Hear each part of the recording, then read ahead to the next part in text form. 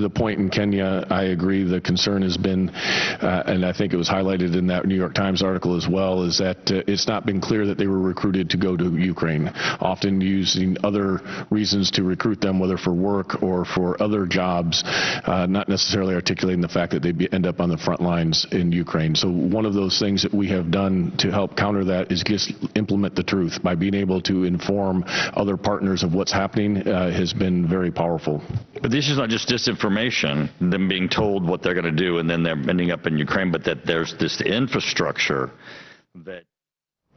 We now go to a presidential report where President Abdel Fattah Sisi met with the governor of the central bank, Hassan Abdullah, instructing speed of the financial sustainability pace, as well as enhancing financial discipline, as well as improving debt structure in a way to guarantee the directing of more resources for service sectors, as well as efforts to enhance human resources. The head of state was speaking during his meeting with the governor of the central bank, Hassan Abdullah, to discuss a number of topics regarding the state's economic performance, as well as efforts to reduce inflation and increase the flow of US dollars and preserve foreign currency reserve levels.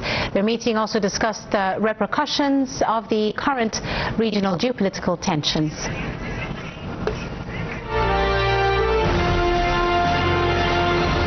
اجتمع السيد الرئيس عبد الفتاح السيسي مع السيد حسن عبد الله محافظ البنك المركزي. Of the central bank. The official spokesperson for the presidency said the meeting addressed several key aspects related to the performance of the Egyptian economy and efforts undertaken to reduce inflation, increase foreign currency inflows and secure foreign exchange reserves, in addition to the impact of the ongoing regional conflicts and current geopolitical tensions on inflation rates, as well as the external balances.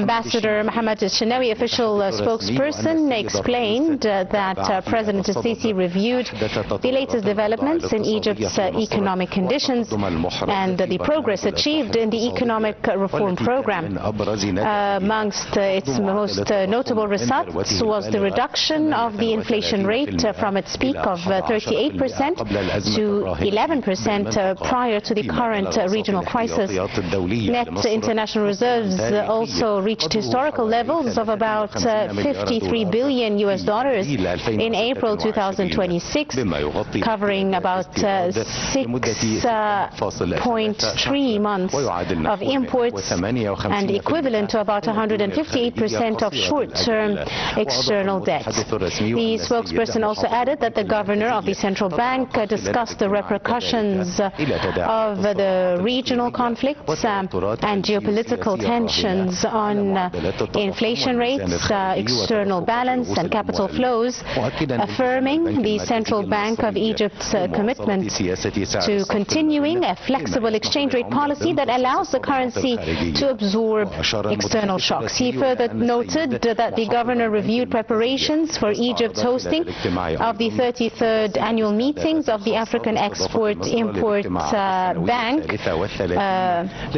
African Bank, which of course will be held under the President's patronage in New Alamein City in June of 2026. In this context, the governor emphasized that Egypt's hosting of this event reflects its firm commitment to supporting African economic integration, expanding trade and achieving sustainable development within the framework of its strategic partnership with African Bank. The President directed accelerating the path towards fiscal sustainability, strengthening fiscal discipline and improving the debt structure to ensure that greater resources are allocated to service sectors and human development efforts. He also stressed the importance of maintaining the growth of international reserves and containing inflation.